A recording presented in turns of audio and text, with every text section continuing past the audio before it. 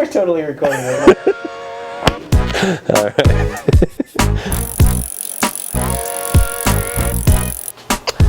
Hello everyone, it's Graeme from Frontenac Cycle here again with another tech tip for you.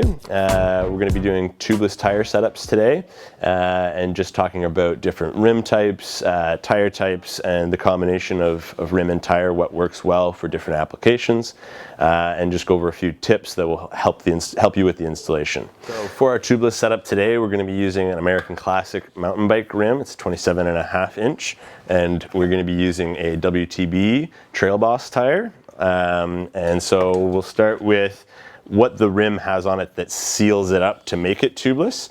Some rims will come with a completely machined surface that doesn't require any tape.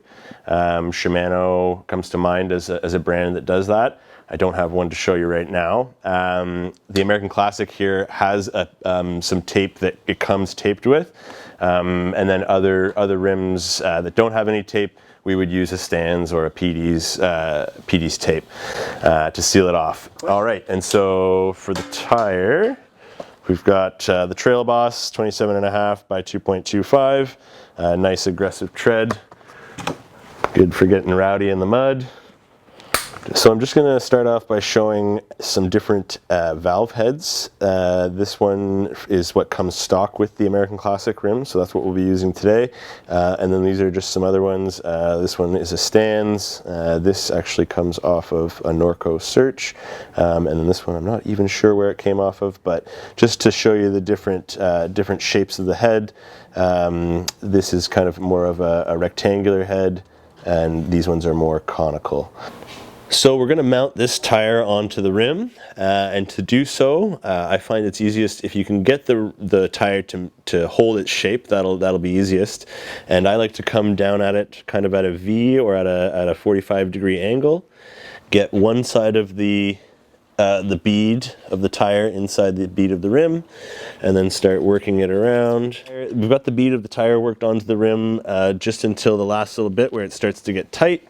And with tubeless setups, things are going to be a little bit tighter. That tolerance needs to be tighter because you don't want to have any of your air leaking out.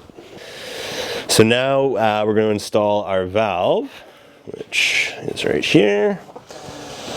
We're going to be using the red one.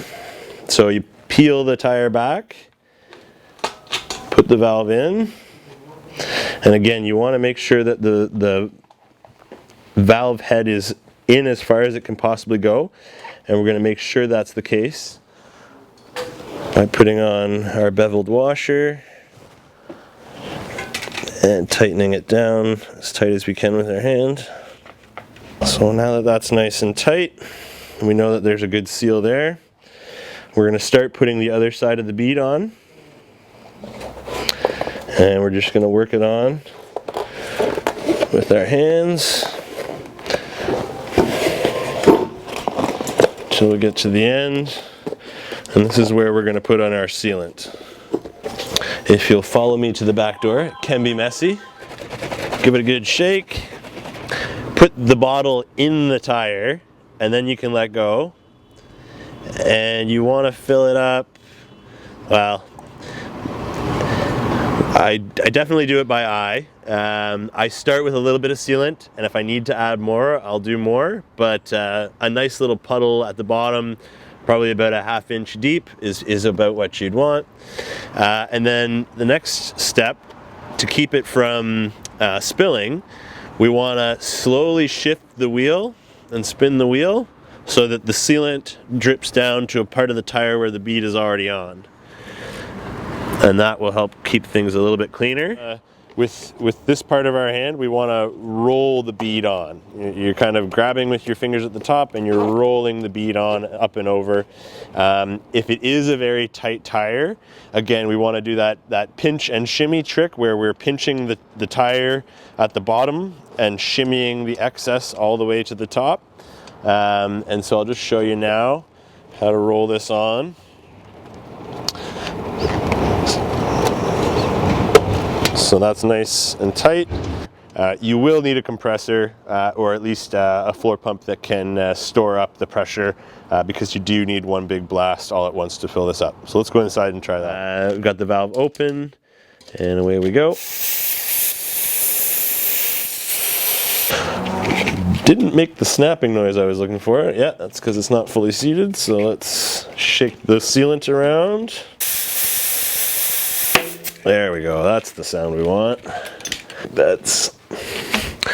And that is sealed. That is not coming undone. All right, so in conclusion, what we did with the compressor was we pumped the tire up to about 60 psi, which enabled the bead of the tire to snap into place against the bead of the rim. And once we heard that noise and snapped all the way around, we double checked to make sure that the bead is even, give it a spin to make sure that the sealant is covering everywhere, and then we will leave it overnight.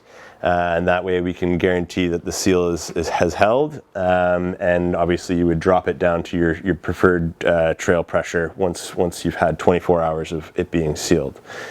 If you found this video helpful, please like and subscribe down below. We're happy to provide this content. Thank you. Bye.